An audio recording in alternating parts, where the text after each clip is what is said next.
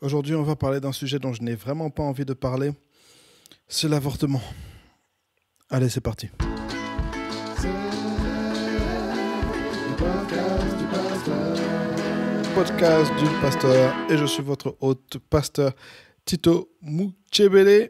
Ce podcast qui a pour but d'apporter un peu de lumière et de nuance dans ce monde tellement gris et tellement sombre. Ok, aujourd'hui, c'est un épisode spécial. J'espère que vous allez bien. Je suis malade à la maison. En commençant par les news du pasteur. Je suis malade à la maison. Hier, j'ai eu un peu de... Je sais pas, j'ai eu un vertige bizarre. Et j'ai passé une nuit assez difficile, donc j'ai pris congé au boulot pour rester un peu... me reposer. Mais pendant cette nuit, j'étais en train de réfléchir sur cette question. Et je me suis dit que j'allais enregistrer un podcast sur le sujet. Donc voilà, l'avortement. Donc je vous ai donné mes news, à part ça tout va bien. On peut passer directement à l'autre rubrique qui est Spotlight.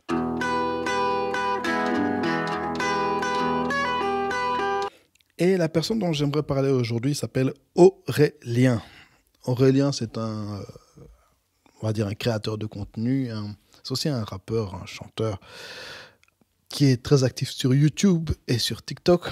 C'est un peu le curateur de la musique chrétienne urbaine pour l'instant. Il fait en fait ce que je fais avec Spotlight, c'est ce qu'il fait dans ses différents outlets créatifs. Il parle beaucoup des artistes, des nouveaux artistes. Il parle beaucoup de ce qui se fait en musique, en rap chrétien, en R&B, en afro. Et il a des playlists un peu partout. Sur TikTok, il met en avant plein d'artistes. C'est toujours le premier à commenter sur les nouveaux clips qui viennent de sortir. Très intéressant. Allez le suivre si vous voulez découvrir plein de nouvelles musiques. Il fait aussi des vidéos où il parle de certains sujets, un peu comme ce que je vais faire maintenant. Très intéressant. C'est vraiment... Et puis c'est un gars très cool. On discute un peu parfois sur Twitter et tout. Franchement, il est très chouette. Alors allez le suivre. Même pas pour lui. Allez le suivre pour votre propre bien parce que si vous voulez découvrir de la nouvelle musique, je pense pas qu'il y ait un meilleur endroit. Il y ait quelqu'un qui fasse du meilleur travail que lui sur le net en ce qui concerne la musique chrétienne. Donc, allez voir Aurélien. Let's go. Je sais pas, j'ai un gros problème aujourd'hui. Déjà, le volume de mon micro est super bas. Je sais pas pourquoi. Tout est super bas. En plus, je suis un peu malade et c'est un sujet dont j'ai pas envie de parler, mais je pense que c'est important d'en parler. Alors, priez pour moi. C'est pas facile aujourd'hui. On va parler de l'avortement. Donc, pourquoi j'en parle maintenant? En Amérique, il s'est passé quelque chose récemment, c'est que un document a été leaked, je sais pas comment on dit ça, divulgué, voilà, qui dit que la Cour suprême a l'intention de renverser l'arrêt Roe versus Wade. Roe versus Wade, c'est l'arrêt en gros qui avait légalisé l'avortement aux États-Unis. Il faut comprendre que les États-Unis, c'est un système juridique qu'on appelle le common law. C'est le système qui est d'application dans la plupart des anciens pays, des anciennes colonies britanniques. Et le common law, c'est un droit qui est basé sur la jurisprudence, très fort sur la jurisprudence, donc sur les décisions judiciaires. Donc, en gros, quand une décision judiciaire est prise, elle établit un précédent. Donc, ça veut dire que, donc, telle fois, lors de telle affaire, les tribunaux ont réagi de telle manière. Donc, ça veut dire que on peut réagir de telle manière. Ça veut dire qu'on doit réagir de telle manière. Donc, c'est la loi du précédent.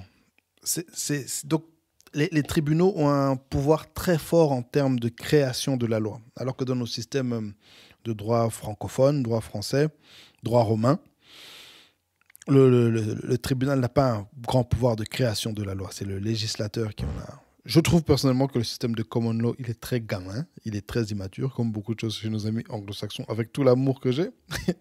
Ça donne beaucoup trop de pouvoir aux juges et ils sont censés juger, ils ne sont pas censés créer la loi. En tout cas, peut-être c'est juste mon background de droit romain et de droit francophone, parce que j'ai fait quand même 2 années de droit à l'université avant de passer à la criminaux, qui parle. Et donc, la Cour suprême, qui est maintenant aux mains des conservateurs depuis l'ère de Trump, va sans doute renverser cette loi et donc enlever ce privilège de l'avortement légal sur tout le pays. Et ce sera en fait aux États de décider ce qu'ils veulent faire. Donc ça a créé un gros tollé aux États-Unis. Certains sont contents, certains sont dépités. Personnellement, je suis quelqu'un qui suis, je dirais, 99,9999% contre l'avortement. Mais j'ai envie quand même qu'on en discute. J'ai envie qu'on en discute. Encore une fois, c'est mes positions et ouais, il y a beaucoup de... Il y a plein de trucs qu'on peut dire là-dessus. Hein. Beaucoup de choses. Mais je vais d'abord démonter quelques arguments qui pour moi n'ont aucun sens. Quelques arguments qui pour moi n'ont aucun sens. Mais soit dit en passant, je ne pense pas que c'est un problème qui se résout à force d'arguments. Je ne pense pas que c'est la rationalité, que c'est la logique qui va régler cette question de l'avortement, parce que je ne pense pas que ça a à voir avec de la logique. Ce n'est pas un problème logique. Anyway, désolé, j'ai vraiment du mal à avancer aujourd'hui. En fait, alors que je préparais ce podcast, j'ai fait quelques recherches et vous voyez, je trouve qu'on tombe très vite dans la bassesse et les profondeurs noires et sombres de l'humanité lorsqu'on fait des recherches sur un sujet comme cela. Les secrets cachés, les profondeurs cachées que je trouve personnellement méprisables de l'humanité, de la société actuelle. Et voilà, c'est plein de choses qui me dégoûtent, mais voilà. On y va. Donc, quelques arguments qui pour moi n'ont pas lieu d'être. Le premier, c'est on ne doit pas dire aux femmes quoi faire avec leur corps. On ne doit pas dire aux femmes quoi faire avec leur corps. Encore une fois, du point de vue purement argumentatif, ça n'a aucun sens. Du point de vue émotionnel, du point de vue historique, à cause de ce que les femmes ont subi, notamment les femmes noires qui ont été expérimentées par des docteurs, etc. Ah ouais, je comprends. Je comprends le sentiment. Je comprends la méfiance envers le gouvernement. Je comprends la méfiance envers les docteurs. Je comprends la méfiance envers les hommes qui essayent d'imposer leur logique, qui essayent d'imposer leur domination sur les femmes en passant par leur corps. Yeah. Oui, je comprends le sentiment. Mais l'argument, dans le cadre d'une discussion légale, ouais. Pourquoi je dis que ça n'a pas de sens ? On est en train de sortir de la crise Covid, où on a été confinés. On nous a dit quoi faire de nos corps. Ne faites pas ci, n'allez pas là-bas. Si vous allez là-bas, vous aurez des problèmes. Vous irez en prison, vous aurez des penalties, de l'argent à payer. Et toute la question du vaccin. Vous devez prendre cette substance et la mettre dans votre corps. Ou sinon. Une grosse partie de la loi pénale, des lois pénales concerne ce qu'on doit faire de nos corps, ou ce qu'on ne peut pas faire, ce qu'on doit faire, ce qu'on ne doit pas faire, ce qu'on peut faire, ce qu'on ne peut pas faire de nos corps. C'est ça que la loi... Oh, j'ai réussi à régler mon problème de volume.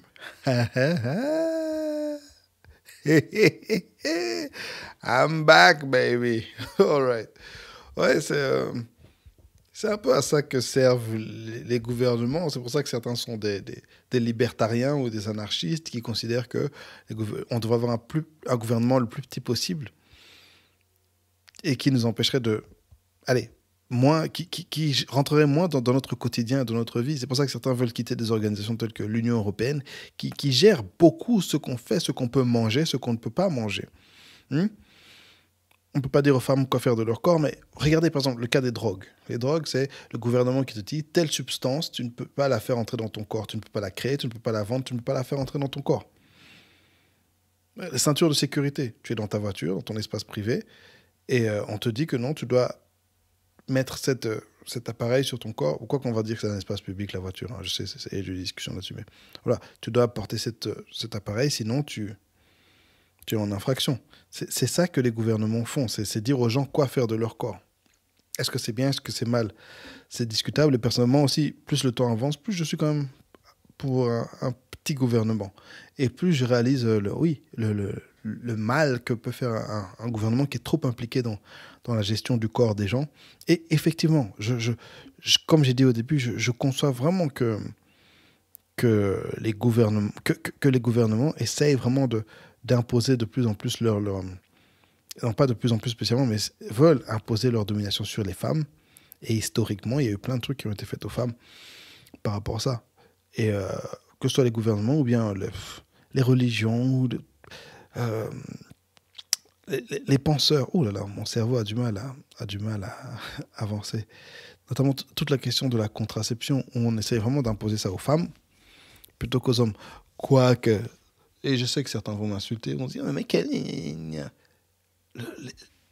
Mesdames, il y a un truc que j'ai du mal à comprendre à l'heure actuelle, dans le monde actuel. Parfois, j'ai l'impression que les gens pensent qu'on vit dans un monde de bisounours. Et autant les mêmes personnes veulent s'en prendre au droit, autant les mêmes personnes prennent comme raisonnement de départ les fictions que le droit établit. Je dis ça parce qu'en termes de contraception, comprenez qu'un homme peut te mettre enceinte et fuir. Okay? Il peut fuir et te laisse avec un bébé. Et c'est pour ça que c'est pas que les femmes ont la responsabilité. Théoriquement, les hommes devraient avoir autant de responsabilités, voire plus, vu que c'est un peu eux qui initient la chose. Quoique, dans un monde de consentement, en réalité, c'est la femme qui initie la chose. Then again, est-ce qu'on est vraiment dans un monde de consentement? Vous voyez, c'est pour ça que je parle les fictions de la loi, les fictions de la philosophie qu'on aimerait avoir, et la triste réalité, la sombre réalité même des choses. La sombre réalité, c'est que les hommes, on est des monstres. Nous sommes des monstres, nous avons été des monstres depuis le début de l'humanité. Tous les mythes, toutes les histoires, tous les livres, on est des monstres. Et vous devez vous protéger de nous qui sommes des monstres. Et la loi essaie de vous protéger de nous qui sommes des monstres. Mais je veux dire, les prisons sont remplies à 80% d'hommes. Hein? Hein? L'armée, c'est les hommes. On veut aller se battre, tuer des gens pour... Je sais pas pourquoi, mais voilà. On est des êtres un peu monstrueux. Voilà. Tout ça pour dire que ouais, les gouvernements imposent des choses sur le corps des gens. Et un truc par rapport à l'avortement aussi qu'il faut quand même prendre en compte. Hein. C'est un petit détail, mais ça joue quand même. C'est pas que... Dans ce cas, c'est pas le gouvernement qui veut essayer d'insérer quelque chose. C'est pas le gouvernement qui veut que vous fassiez quelque chose. C'est le gouvernement qui veut vous empêcher de faire quelque chose. Et c'est un petit détail, mais je trouve que ça compte quand même. Deuxièmement, on ne doit pas... Un autre argument, hein, on ne doit pas imposer aux autres notre volonté. Okay? On ne peut pas imposer nos vues religieuses aux autres. On ne peut pas imposer notre philosophie, nos conceptions aux autres. Encore une fois, je trouve ça absurde. C'est tout ce que fait le gouvernement. C'est à ça que sert le processus démocratique. C'est pour ça qu'on a des partis, qu'on a un parlement, parce que les gens ont des volontés, ils ont des philosophies, ils ont des conceptions qu'ils veulent essayer d'imposer dans toute la société en utilisant le processus démocratique. Dans le cas de Roe versus Wade, c'est la Cour suprême des États-Unis. Toutes les étapes de la loi ont été respectées. Tu ne peux pas dire à la fin, parce que ça ne te plaît pas, tu peux pas dire, oh non, on ne peut pas imposer aux autres. Ben, si, c'est pour ça qu'on a des parlements, c'est pour ça qu'on vote, c'est ça la démocratie. Je comprends pas cet argument en fait. Et là je rejoins un peu mes frères de la Manosphere, Red Pill Community. Si vous connaissez, vous connaissez, vous connaissez pas, vous connaissez pas. Et mes gens un peu conservateurs qui disent que ouais, à l'heure actuelle, il y a un problème de responsabilité des femmes et de responsabilité d'une nouvelle génération qui sont comme des bébés, en fait. Une fois que tu n'as pas ce que tu veux, c'est « Mais non, on peut pas, parce que je suis pas content. » Mais c'est bizarre. C'est ça la vie en société. C'est ça les gouvernements. Encore une fois, je comprends le sentiment. Tu n'as pas envie qu'on t'impose des choses que tu n'as pas envie de faire. Mais c'est ça, je sais pas, c'est ça. C'est ça qu'on fait. Et là, j'insiste d'abord sur le processus démocratique. La discussion peut vraiment avoir lieu. Premièrement, est-ce que le processus est vraiment démocratique. Personnellement, je ne crois pas très fort dans les démocraties. Je crois que on s'est un peu overhype nous-mêmes, les humains, quand on dit « Ouais, non, c'est la démocratie ». Non, c'est pas vraiment la démocratie. C'est moins dictature qu'autre chose, mais... Et qu'il y a certains éléments dans les processus démocratiques qui sont louches, comme encore une fois, comme en Amérique, le fait que c'est le président qui nomme plus ou moins des membres de comment s'appelle l'histoire là ? La Cour suprême. Le fait que ce soit le président qui nomme les membres de la Cour suprême, le fait que les membres de la Cour suprême soient là ad vitam, hein, tant que tu meurs pas, on te remplace pas, ouais, bon, hein, bof, pas hyper démocratique, hein. Mais, comme on dit en latin, dura lex, sed lex. La loi est dure, mais c'est la loi. C'est comme ça le processus. Changez le processus démocratique s'il vous plaît pas. Bon, je dis ça comme si c'est simple. C'est pas simple. Encore une fois, je comprends le sentiment. Mais, je sais pas, c'est ça que font les gouvernements, c'est ça que font les États, c'est ça que font les parlements. C'est ça la loi. C'est des trucs pas faciles qu'on n'aimerait pas faire, mais notre père gouvernement les gère à notre place. Donc ça, c'est deux arguments vraiment que je trouve absolument nonsensical. Pour moi, ils n'ont pas de sens parce que c'est vraiment ça que fait le gouvernement. Mais je comprends le sentiment et je comprends qu'on peut avoir des discussions à ce sujet-là. Comment rendre les choses meilleures ? Est-ce qu'il n'y a pas un passé historique par rapport à tel type de législation, par rapport à tel type de personnes qui sont plus affectées par les législations que d'autres personnes ? Vous voyez ? Par exemple, oui, dans ce podcast, je vais vous balancer... oui, et je suis très sérieux en fait. Je rigole, mais je suis très sérieux. Je vais vous balancer au fur et à mesure des types de personnes qui pour moi devraient aller en prison. Tu mets une femme enceinte, tu te barres, prison. On te balance en prison. Voilà. Vous voulez ? Parce que en fait, pour moi, toutes les discussions sur l'avortement, ça demande beaucoup de subtilité. C'est pas, oui, est-ce qu'on peut pas ? Non. Il y a des cas, il y a plein de choses qui se passent. Et je pense qu'il y a plein de problèmes qu'on doit régler avant d'avoir cette discussion sur l'avortement. La question de la paternité, la question de... Tu fais un enfant à quelqu'un et tu fouilles ? Ouais, je crois qu'on devrait... Bon, outre, il y a des lois qui existent, hein, mais je pense qu'on devrait pouvoir en faire plus. Mettre plus de pression sur les hommes pour gérer leurs semences. Ouais, je crois vraiment. On devrait aussi mettre plus de pression sur les mères, somehow, pour gérer à qui elles ouvrent leur corps. Parce que tu fais un enfant avec un idiot. Hein ? Quelqu'un qui est genre... vraiment un idiot. Quelqu'un qui a déjà 6 enfants avec 6 femmes, et toi, tu vas lui faire un enfant. Je sais pas. Then again, il y a la question que je me pose depuis quelques années, c'est pourquoi Dieu a rendu la procréation si facile ? Ça devrait être plus difficile. Et c'est là où j'ai beaucoup d'humilité. Je me dis, il faut faire confiance à Dieu quand même. Parce que si c'était moi, ce serait chaud. Et un truc aussi qu'on va quand même aborder dans ce podcast, c'est l'idée d'eugénisme. Le fait qu'on aimerait pouvoir décider qui produit des enfants, qui se reproduit. Vous voyez ce que j'ai commencé à faire là ? Je me suis engagé dans une voie qui se termine très mal. Très mal. Très, très, très mal. Non, je crois que telle personne ne devrait pas. Telle personne pourrait... Regarde avec qui tu veux faire un enfant. Ça là... Vous voyez, quand j'ai commencé à parler, je suis sûr que certains commençaient à se dire « Ah, mais c'est vrai. » Ne faites gaffe, faites très attention. Je ne dis pas qu'il ne faut pas avoir ce genre de réflexion. Mais c'est une voie dans laquelle on s'engage et qui a pour résultat des horreurs. Mais on va en reparler. Et le troisième raisonnement qui, pour moi, est vraiment nonsensical, c'est le fait que les fœtus ne sont pas en vie. Que tant que tu ne sors pas du corps de la mère, tu n'es pas en vie. Demandez à... Allez, arrêtons. Arrêtons. Certains disent qu'ils ne sont pas sentient, c'est qu'ils n'ont pas de conscience. Vous savez quoi ? À la limite, la discussion sur la conscience d'un bébé de 1 mois, d'un fœtus de 1 mois, de 2 mois, je ne suis pas scientifique. C'est discutable. Quoique voilà, disons que c'est discutable. Est-ce qu'ils sont conscients ou pas conscients ? Mais est-ce qu'ils sont vivants, pas vivants ? C'est autre chose. Et moi, c'est aussi même cette discussion sur la vie, pas la vie, la conscience, pas la conscience, c'est toujours bizarre. En fait, ce qui est bizarre actuellement dans les discussions, et surtout quand vous voyez en Amérique, c'est tellement...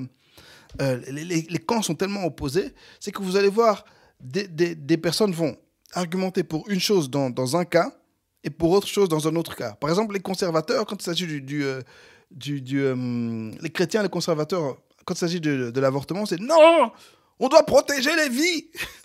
On doit protéger les vies humaines. Alors les Noirs arrivent, oui, Black Lives Matter. Non, vous ne comptez pas. Ok, donc alors payons le healthcare, la sécurité sociale en termes de la couverture médicale pour tout le monde. Non, on ne peut pas. Mais les bébés doivent naître et mourir pauvres. Ouais, c'est très bizarre. La même chose, les gens, là, les démocrates, les gens de la gauche, les progressistes. Non, un bébé n'est pas en vie. Laisse mon corps. Et l'année passée, quand les gens étaient là, ouais, on ne veut pas se faire vacciner, c'était eux qui étaient là. Non, fais-toi vacciner. Mais c'est diabolique, c'est démoniaque. Il y a un esprit. Encore une fois, si vous lisez l'Apocalypse, vous allez voir ça. Il y a un esprit qui est sur l'humanité, là, un esprit de conflit, de division, c'est incroyable. Démoniaque. Les fœtus ne sont pas en vie. Bro, ils sont en vie. D'accord? C'est des êtres humains. C'est des êtres humains. Et acceptez que ce que vous voulez, c'est tuer des bébés. Acceptez que vous voulez tuer des bébés. Parce que l'argument de oui, c'est mon corps, c'est pas seulement ton corps. C'est aussi un enfant qui fait partie de toi, mais qui à la fois ne fait plus tellement partie de toi.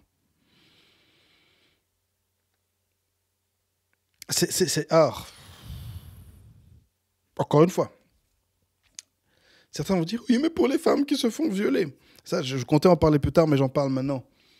Un des problèmes qu'il y a dans tout ça, c'est des gens qui veulent prendre la vie des gens qui veulent prendre les expériences de certains et en prendre comme argument. J'ai très rarement vu des personnes violées venir parler d'avortement. J'ai vu hier ou avant-hier sur Twitter une femme qui disait qu'à 12 ans, elle avait été abusée par son père, je crois, et par ses oncles. Elle était tombée enceinte. C'était des relations incestueuses. Et elle a dû donner naissance aux enfants, etc., etc. Et qu'elle aurait voulu pouvoir avorter. C'est vrai, j'ai vu ça. Mais c'est un truc que je trouve très bizarre, des gens qui viennent parler de... Non, mais les femmes qui se font avorter. Laissez les femmes qui se font avorter parler pour elles-mêmes, en fait. Si elles n'ont rien dit, ne venez pas prendre leur vie comme des exemples théoriques. Et dans le cas de cette dame dont je parlais, qui à 12 ans était abusée par son père et ses oncles, est-ce que la solution, c'est... Enfin, ok. Une fois qu'elle était enceinte à 12 ans, je ne vais même pas parler de ça. Parce que... Je vais vraiment dire faites ce que vous voulez dans certains... Non, c'est pas faites ce que vous voulez. Parce que vous voyez, toute la loi pénale, c'est le gouvernement qui dit vous ne pouvez pas faire ça. Telle chose, tu ne peux pas faire. Telle personne, vous ne pouvez pas y toucher. Vous voyez. Donc l'idée... j'ai failli réagir comme... Franchement... L'idée de faites ce que vous voulez, je suis désolé, il n'y a pas de faites ce que vous voulez. On ne peut pas faire ce qu'on veut dans la vie. Tu ne peux pas décider que telle personne... Que ce soit les humains, que ce soit les animaux. Par exemple, toutes les lois sur la bestialité, le fait d'avoir des relations sexuelles avec les animaux. Dans la plupart des pays, pendant longtemps, il n'y avait pas de loi là-dessus. Parce qu'on considérait que les animaux n'ont pas d'âme, donc faites ce que vous voulez. Et maintenant, il y a des lois. Quoique, dans la Bible, déjà, c'était interdit, sur les temps passants. Mais c'est dans les États modernes qu'il n'y avait pas de loi. Maintenant, il y a des lois parce qu'on dit, ok, d'accord, tu peux faire ce que tu veux, mais c'est une créature. Tu ne peux pas faire ce que tu veux à une créature qui est là. Tu ne peux pas avoir des relations sexuelles avec... On ne condamne pas tes penchants, on condamne ce que tu fais à une créature, à un être vivant. Vous voyez, c'est pour ça qu'il y a des lois comme ça qui existent. Bien que les animaux ne soient pas des êtres humains. Tu ne peux pas faire ce que tu veux avec un animal. Vous voyez, la torture vis-à-vis des animaux, par exemple. Ça existe parce que c'est pas bien. Et tu ne peux pas faire ce que tu veux. Vous voyez. Revenons sur le cas de cette jeune fille. Est-ce qu'on peut d'abord s'arrêter et parler de l'inceste? Oui, l'avortement. Wait. On en discutera. Mais toute la question de l'inceste... Je suis en train de jeter mes notes à la poubelle parce que la passion est en train d'arriver. Mais la question de l'inceste et des abus dans les familles, est-ce qu'on peut en parler? Pourquoi personne ne veut parler de ça? Pourquoi personne ne veut parler de ça?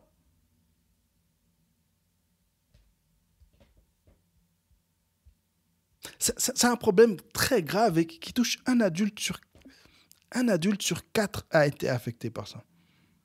On ne veut pas en parler, mais ce qu'on veut faire, c'est tuer des bébés.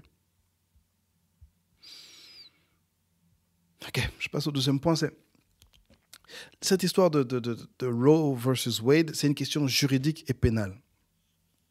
C'est pour ça que j'ai commencé vraiment par du juridique et du pénal, parce que c'est une question foncièrement une question juridique et pénale. Est-ce qu'il est légal de tuer un bébé? Est-ce qu'on devrait être puni pour avoir tué un bébé? Notamment, est-ce que la personne qui a performé l'avortement, le docteur, doit être puni par la loi? Aller en prison, payer de l'argent, je ne sais pas quoi. Et est-ce que la mère qui a subi l'avortement doit être punie par la loi? C'est une question juridique et pénale.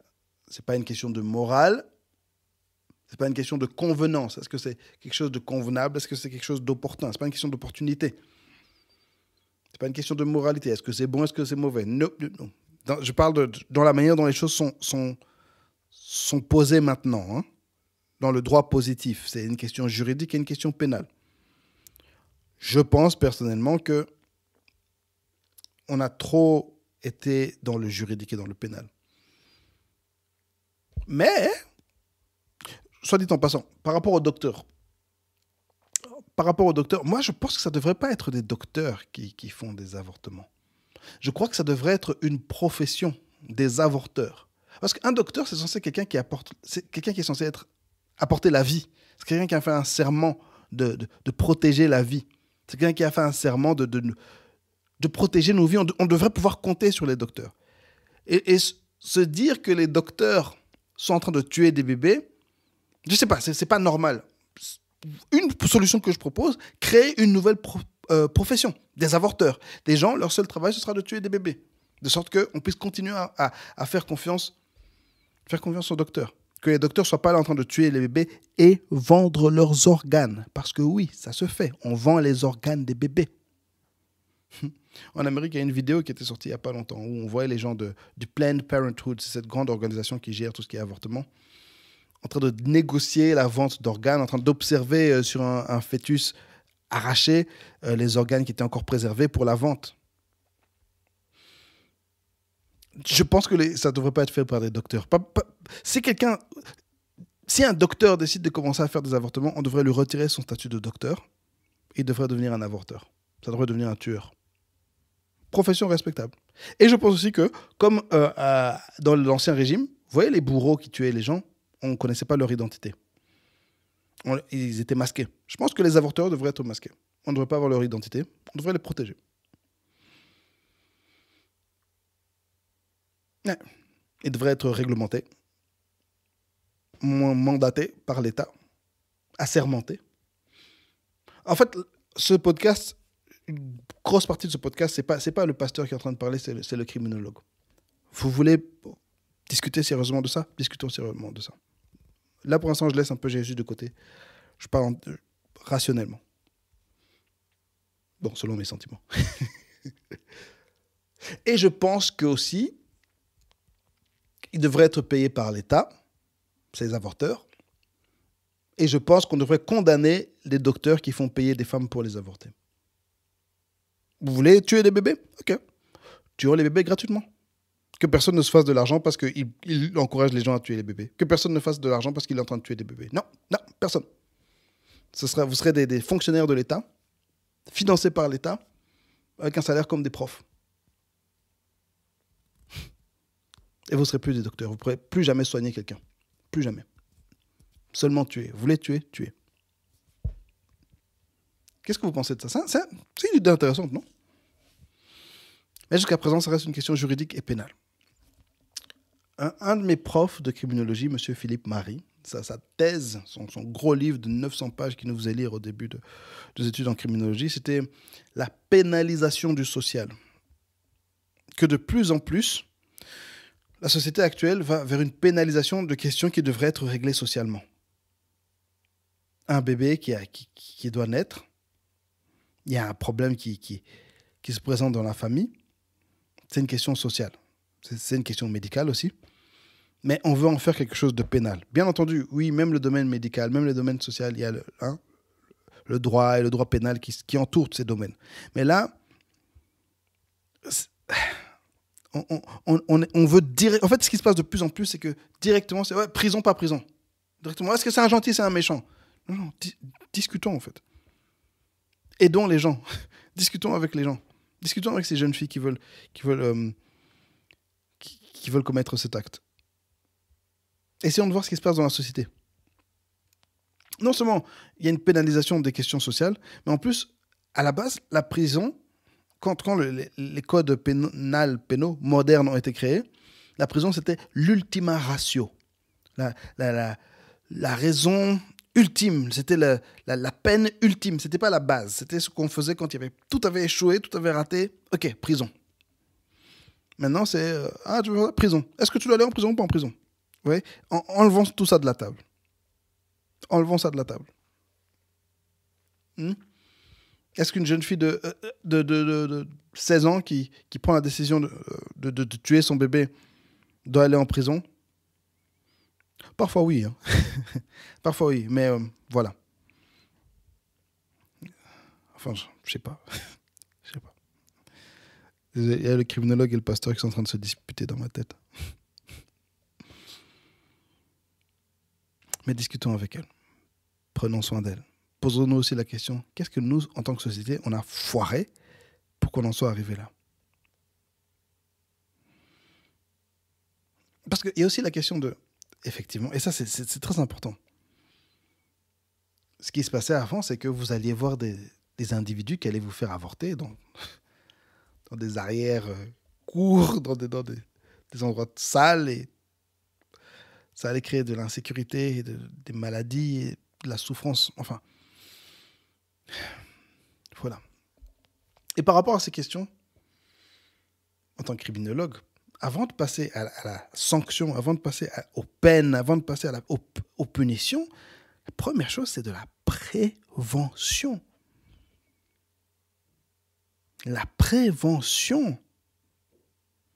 Et par rapport à ça, je tiens quand même à féliciter certaines choses qui ont été faites dans un pays tel que la Belgique, avec tout ce qui est...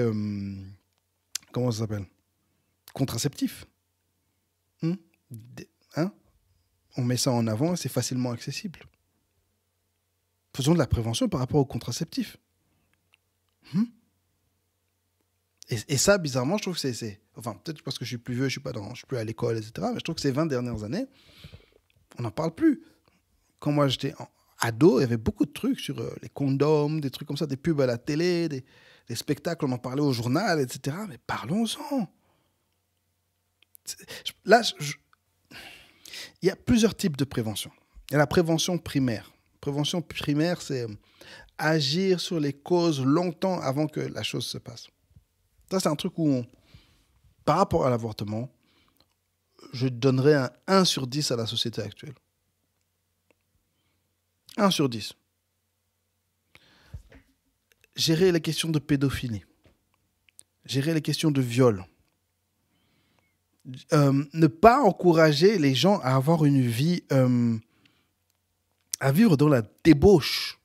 Ah oui, tu peux avoir des relations avec qui tu veux et au cas où ça ne va pas, tu peux tuer le bébé.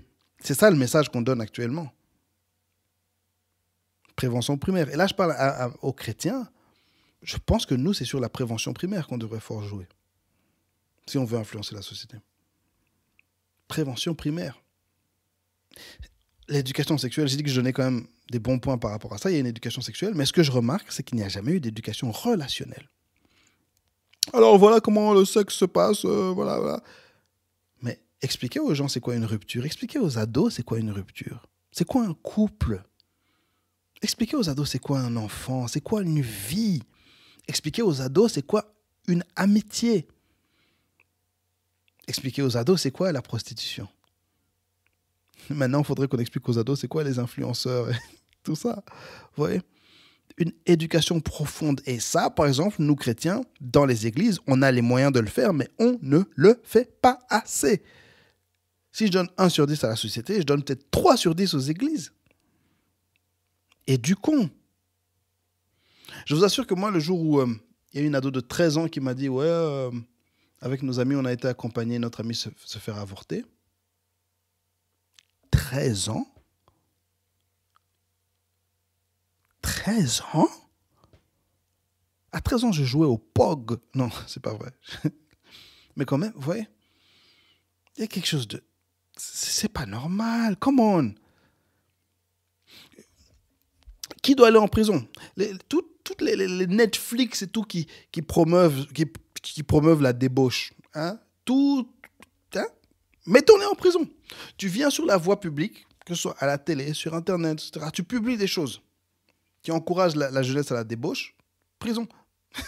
J'exagère parce que je sais qu'il y a aussi toute la question de censure et c'est encore un autre combat pour la liberté d'expression, etc. Mais je pense quand même qu'il y a certains messages... Enfin, oui, qu'il y a certains messages qui devraient être interdits publiquement.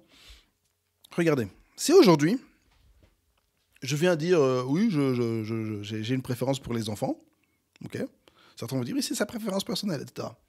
Et je viens dire, bah, écoutez, à partir du moment où les enfants sont mineurs et n'ont pas le, comment on appelle ça, le discernement et ils ne peuvent pas donner leur engagement, il y a un terme que je cherche mais j'ai oublié, ben, je trouve on devrait pouvoir avoir des relations sexuelles avec tous les enfants qu'on veut. Je trouve qu'un adulte pourrait se balader dans la rue, prendre un enfant dans sa camionnette et avoir des relations sexuelles avec lui. Voilà. Et je viens à la télé, je dis ça. Et je paye des pubs à la télé pour dire ça. Je finance une série télé qui va passer sur Netflix, qui va faire passer ce message. Est-ce que je mérite d'aller en prison? Oui! Liberté d'expression, certes. Mais il y a des gens qui doivent aller en prison. Il y a certains messages qui ne sont pas acceptables.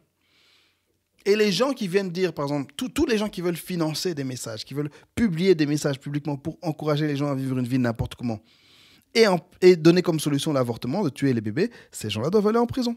Pense ce que tu veux, dans ton privé. Je pense qu'on a tous des idées, si on en parlait publiquement, ce serait chaud. Mais ne viens pas devant nous pour faire tout ça. Qui d'autre doit aller en prison? Vous savez, je ne sais pas si vous réalisez que la plupart des compagnies, comment ça s'appelle? Les sites porno, ils appartiennent à la même société. Attendez, je vais vite faire rechercher le nom, comme ça je vais vous dire ça. J'ai trouvé, il s'appelle MindGeek. MindGeek. Ils ont plein de sociétés de pornographie. Apparemment, la plupart des plus gros sites de porno, c'est à eux. Des gens comme eux? Prison. Qu'est-ce que vous voulez que je vous dise? Prévention primaire. On empêche... En plus, le nom de la société même est Evil. MindGeek. Donc vous êtes des... Non, vous êtes des tordus. Des gens comme eux, prison. On dissout cette société. I don't know. Je sais que... Même...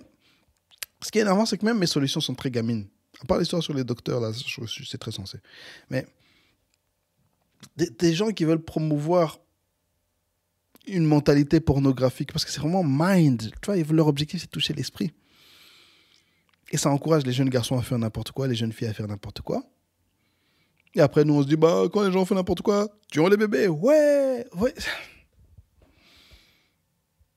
Ah, Seigneur.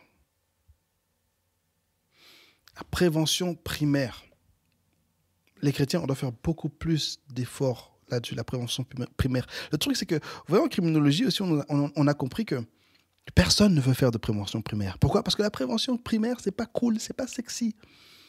Tu dis aux gens, voilà, on va faire ça, et puis dans 20 ans, on aura des résultats. Personne ne veut faire ça. Aucun politicien veut faire ça parce qu'ils veulent des résultats maintenant pour être élus. Peu de pasteurs ont une vision sur 20 ans. Peu de parents ont une vision sur 20 ans. On voit les choses maintenant. Oui, on va interdire, on va forcer. Et il y a un autre type de prévention qui nous intéresse, c'est la prévention situationnelle. Et ça, c'est... La prévention situationnelle, c'était très à la mode il y a quelques années. On en parlait beaucoup aux infos. Et en criminaux aussi, on en parle beaucoup. La prévention situationnelle, c'est agir sur les conditions, sur les éléments présents pour empêcher que le crime soit fait, pour dissuader le crime d'être fait. Quand on rend l'avortement illégal, c'est de la prévention situationnelle. Enfin, prévention légale, situationnelle. On agit sur le présent. Et là, en fait, on ne change pas les mentalités, on ne change pas les cœurs. On ne change pas vraiment les comportements. On pousse juste les gens à faire ça dans le secret. Et on pousse juste les gens à aller de plus en plus loin dans les ténèbres. Quand tu rends la drogue illégale, par exemple, Tu encourages les gens à aller chez des dealers qui sont illégaux, des criminels, et tu les fais entrer en fait dans la criminalité.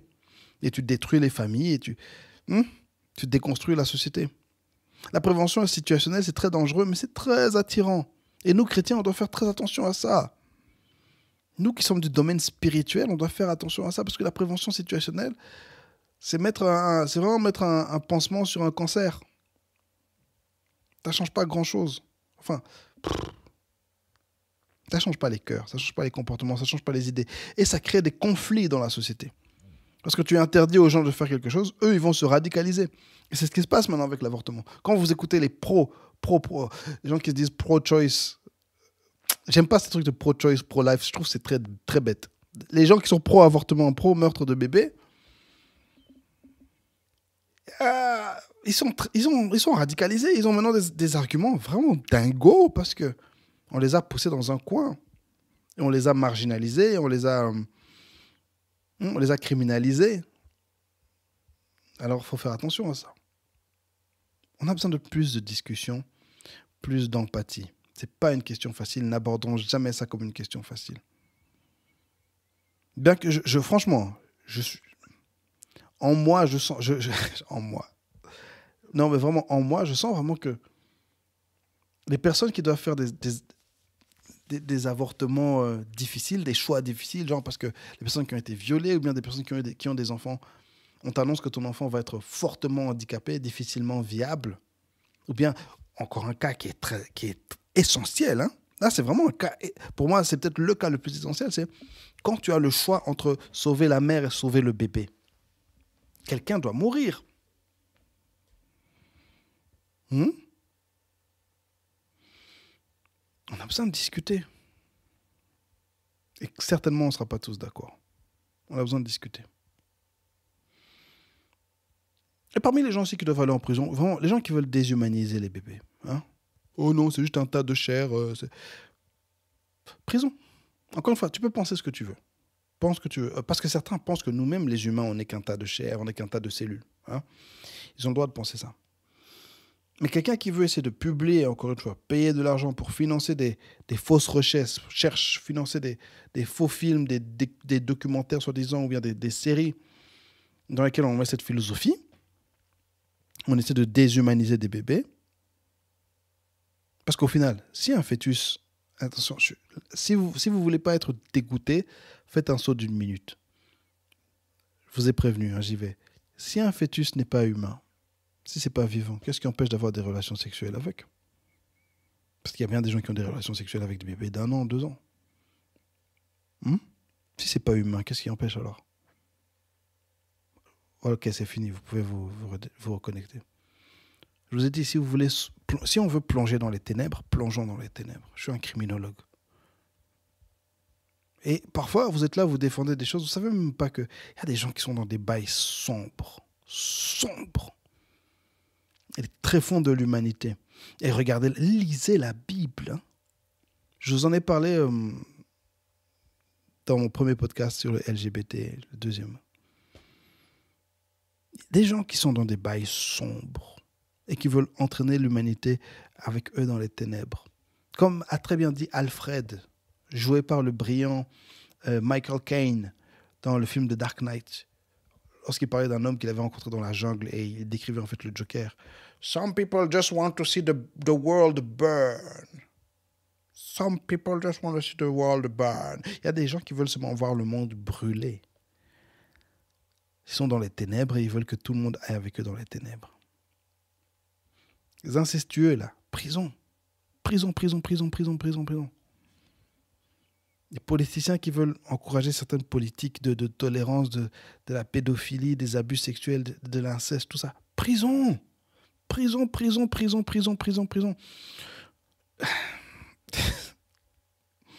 réagis comme un gamin, je suis désolé.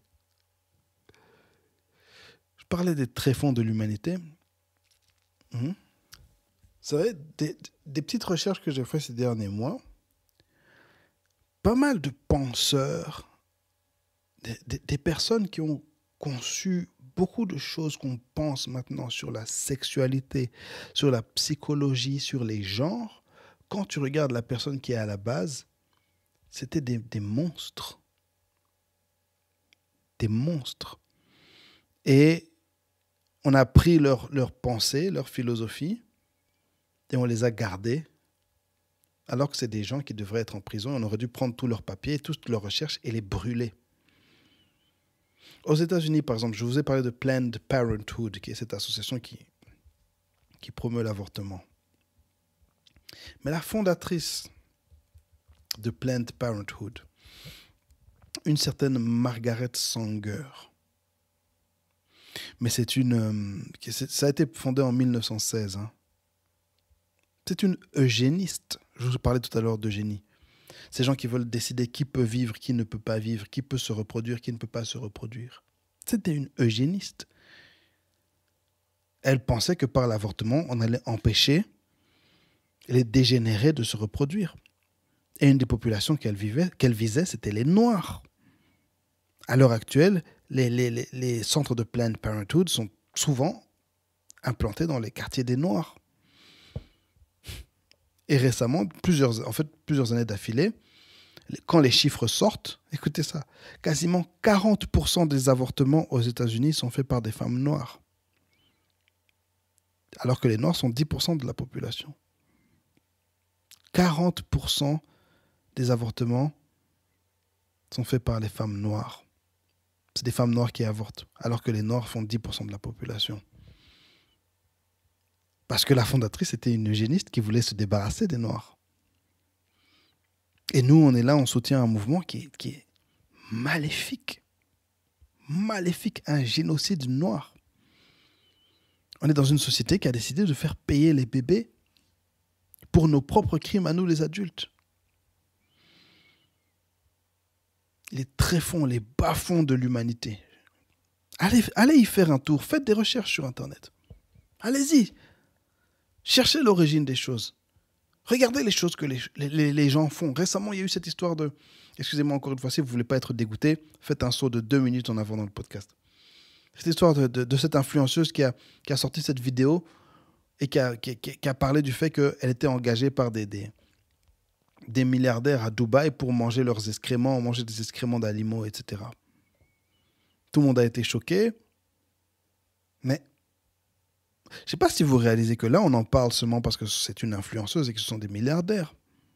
Mais qu'est-ce que vous croyez? Quand vous allez dans les tréfonds de l'humanité, la prostitution de bas étage, dans les endroits sombres, vous croyez qu'il se passe quoi? L'esclavage moderne.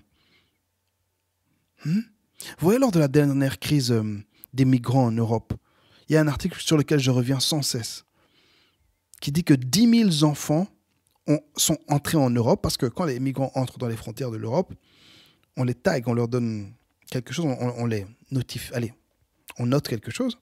Et je sais, par exemple, en Belgique, même les sans-papiers, ils ont un numéro de registre national. Okay. Et parmi tous ces gens qui sont entrés en Europe, il y a 10 000 enfants qui sont entrés en Europe et on ne sait pas ce qu'ils sont devenus. 10 000. 10 000 enfants portés disparus et on ne sait pas ce qu'ils sont devenus. La réalité, c'est qu'on sait très bien ce qu'ils sont devenus. Ils sont dans les réseaux de pédophilie, ils sont dans les réseaux d'esclavage moderne, ils sont dans les réseaux de prostitution. Des trucs privés dont personne n'entendra jamais parler. Certains vont rester prisonniers toute leur vie. Des choses sombres, mais ça n'intéresse personne. Entrons dans les tréfonds de l'humanité. C'est les choses qui se passent. Ce qui se passe là-bas en Thaïlande, par exemple. Les choses que les gens vont faire en Thaïlande. Les tréfonds de l'humanité.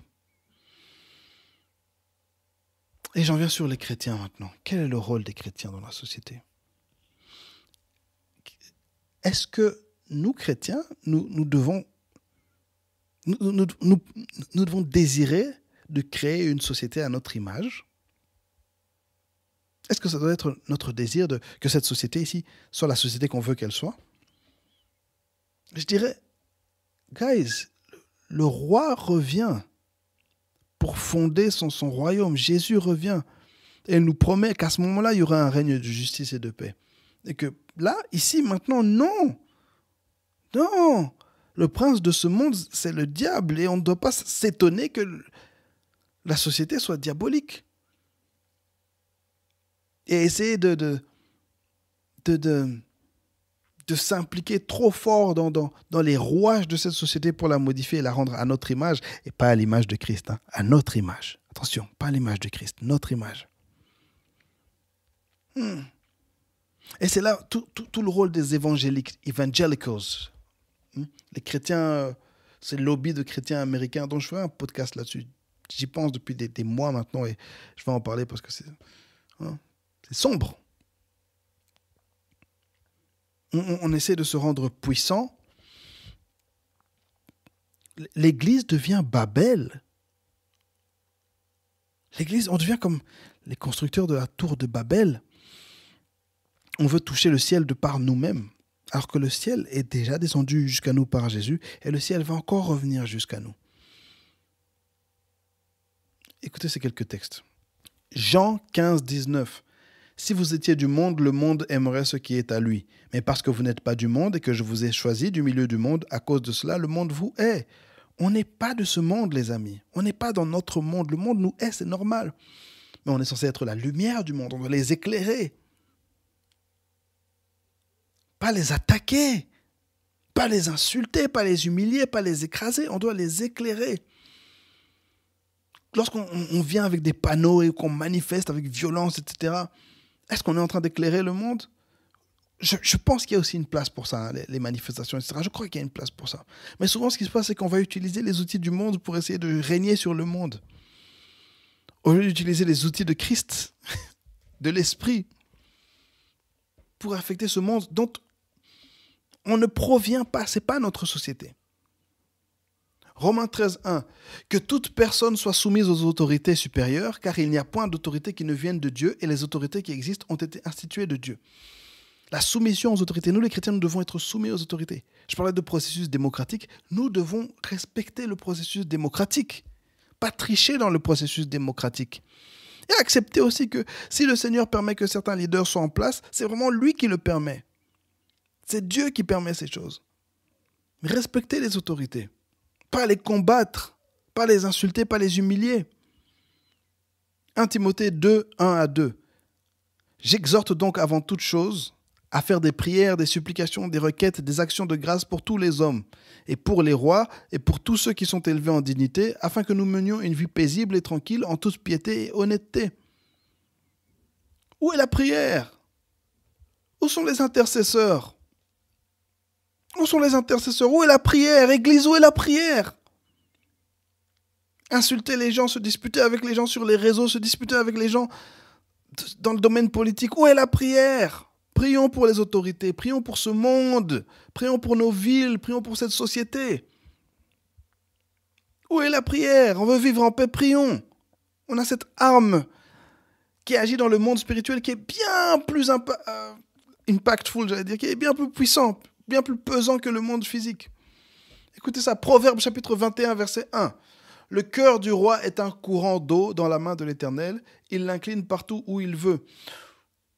Frères et sœurs, si on veut affecter les cœurs des rois, des dirigeants, comptons sur Dieu, prions, parlons à Dieu. Comme Esther, la reine qui a jeûné 3 jours avec tout son peuple pour que le roi change, et il l'a fait. Où sont les intercesseurs ? Où est la prière ? Où sont les chrétiens ? Où est l'Église ? 2 Chroniques chapitre 7, verset 14.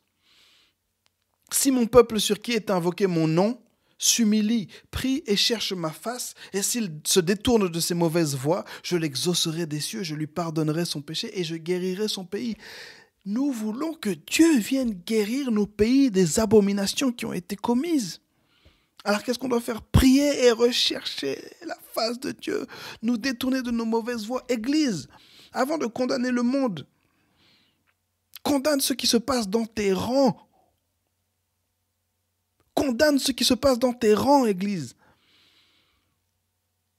L'hypocrisie. Les pasteurs qui abusent des gens à tous les niveaux. Les incestes dans les familles chrétiennes, les abus dans les familles chrétiennes. Église, revenons au Seigneur. Prions, prions. Et Dieu guérira le pays. Regardez, Exode chapitre 23, 25, 26, le dernier texte pour aujourd'hui. Vous servirez l'Éternel votre Dieu, et il bénira votre pain et vos eaux, et j'éloignerai la maladie du milieu de toi. Il n'y aura dans ton pays ni femme qui avorte, ni femme stérile, je remplirai le nombre de tes jours. Vous voyez, lorsqu'on sert l'Éternel et que le pays est béni, il n'y a plus de femmes stériles, plus de femmes qui avortent. Vous voyez, ce sont des malédictions qui sont sur le pays. C'est spirituel. C'est pas la loi qui va changer ça, c'est l'esprit de Dieu, un esprit de supplication, d'amour et de vie qui va toucher la société. Servons Dieu, prions Dieu. Oh Seigneur, viens guérir nos pays, guéris ce monde. Messie, nous t'attendons. Jésus, nous t'attendons. Esprit de Dieu, nous t'attendons. Alléluia. Merci à tous d'avoir écouté ce podcast. C'était un peu difficile à écouter, je pense. N'hésitez pas à commenter. Sur YouTube, vous pouvez me faire des commentaires. Sur Twitter, commentez. Je veux voir ce que vous pensez de ça. Si vous trouvez que ce que j'ai dit est stupide, dites-moi à quel point c'est stupide et ça me fera plaisir aussi. Et si vous trouvez que c'est intelligent et que ça a du sens, parlons. Donnez aussi votre insight. Ce que vous savez en plus sur la question, partagez-le. Abonnez-vous au podcast, partagez-le. Mettez quelques étoiles sur Apple Podcast. Soyez bénis. Merci encore d'avoir écouté ce podcast. Merci de me tolérer. Merci pour le soutien. Merci d'aimer ce que je fais. Soyez tous bénis. Vraiment, vraiment, vraiment, vraiment. Allez, bonne journée à tous. C'était le podcast du pasteur. C'est le podcast du pasteur.